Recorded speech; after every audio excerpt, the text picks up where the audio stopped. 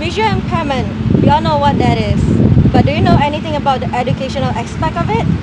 And so, to answer this question, we visited the National Council of the Blind in Malaysia. Some would overgeneralize visual impairment with being blind. In truth, people with visual impairments can also see, only with a certain limitation in sight. How then do these people learn? Let's delve deeper into this mystery. What is visual impairment? Let's hear what he said. The answer is very short actually. The only thing is they cannot see. Really? Yeah. Everything else the same. But you ask me a question, what can you tell me about blindness? For me, blindness, you have to experience it to know. If not, you will never understand. Blindness is only an inconvenience. So one of the solutions is if I want to read something, okay, I have to use aids, I have to use different tools and solutions now. So it's looking for the solution as well. We look at the statistics given by the WHO, the World Health Organization.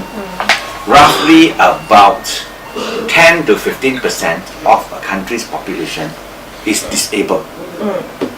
However, when you talk about blindness alone, roughly 10% of that figure is blind. 10% of the disability, the total disability. Everyone must be wondering the education for visual impairment. So here are the 3 examples. One of the main things is we teach. The centers are not here. All the 5 organizations would like to teach blind people to live independently. How to move around, how to walk around, go and shop, or know about money. This is the money testing. When they put money in, they actually know. Let me show you a $10 note. Alright?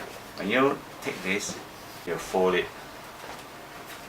So when they, depending on which line, okay, it tells you how much is this. These blind people how to use handphones. Say all of us are using iPhones, you know. So let me show you my iPhone talks. Music folder, utilities folder, news folder. News. I got 11 applications for news, you know. 3 o'clock. And then now 3 o'clock it tells me we all use normal programs. You use communication. Social folder. I still use now. Social. What? Page 1 of 2. What's that? Adjustable. Facebook. Facebook. One new item. Then I got a new item on Facebook I haven't read yet. Isn't it? Not Page enough. 2 of 2. Line. You use Line. So Messenger. Messenger is that's Facebook. Messenger. Pages black flag. Pages is to manage my website. WeChat is also we use. Okay, so the blind use almost anything that you use. Early intervention is those very young kids. Once they're born, they know blind already. What do we do? So the centers will visit the home and advise the parents what toys to buy, you know, how to deal with the blind kids. Now blind people like to read all kinds of books. Now, who is going to produce the books? So if nobody produces, they cannot read. We produce books for the government department, the Ministry of Education. We are producing things for the ministry.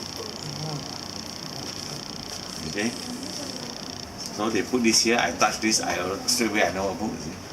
Okay, they can draw diagrams for blind people to touch. These are math diagrams. Can work, but not all the blind can feel well. But this is a very expensive process. Each of these sheets now is a few dollars. This is a Microsoft Word file. But in order to produce something so that the blind can read, it has to be dotted. So I get it translated. Now Number 9. it's going to break. Fixed up rail. Number 10.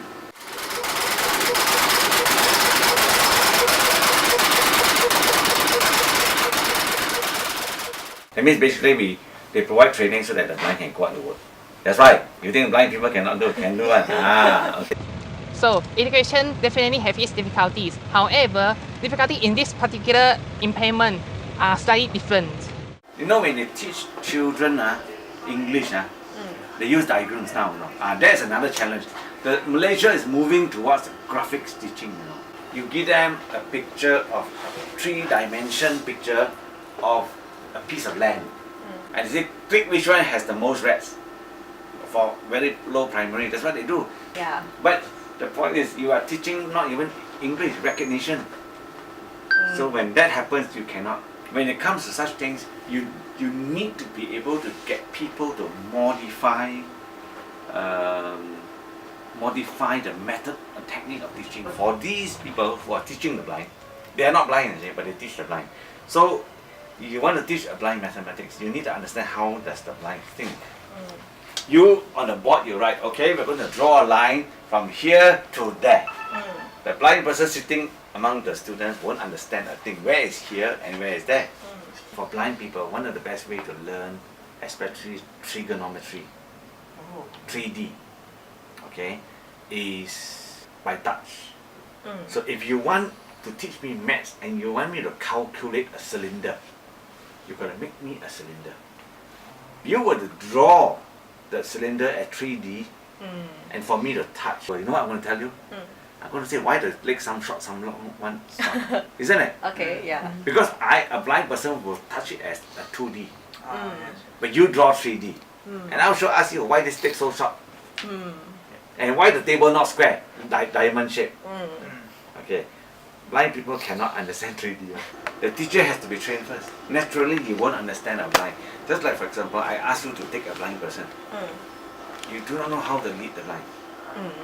First thing you might lead the blind is hold his stick. Most blind people don't like you to hold their stick. Because they cannot tap the floor. So which means like closing their eyes.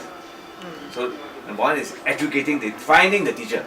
Educating the blind is not cheap. You need tools, you need resources. Funding is another issue. Every book has to be made specially. You cannot just get a book in the bookshop. And the number of blind people is so small in number that you cannot mass produce the books. And you cannot sell. Who's going to buy?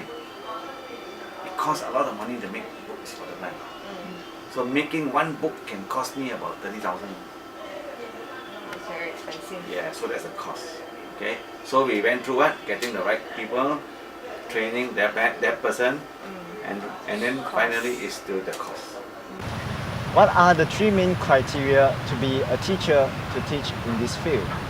You need creativity. Okay, you need patience.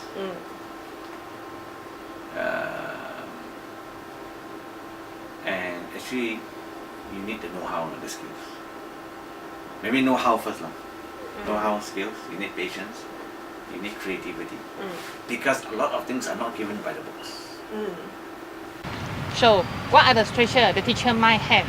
His answer was short but sweet. Actually, for me, there should be no stress, actually. If someone who doesn't enjoy the work, yes, you find it very stressful. Okay. If you enjoy your work and you have those patience, would I be stressed? No, but I don't think that will be stressed.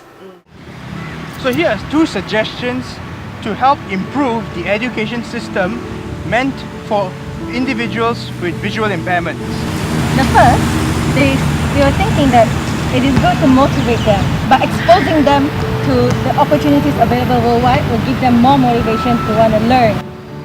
Secondly, we need teachers or educators with proper experience and training to help improve the education given to these individuals with such impairments.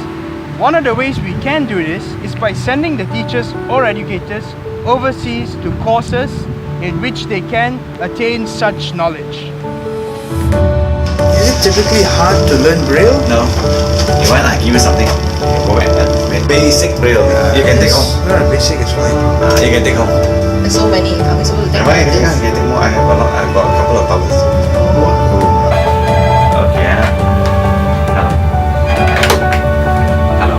Satu silen growing up always wonder and then they stop asking why not continue. Hello. Let me see. Hello. Yes, you go. Hey. For the 2 suggestions we're gonna give you! Okay.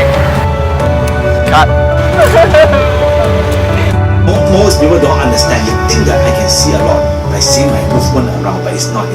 I have learned how to maximize what I have. It's not that I can see well.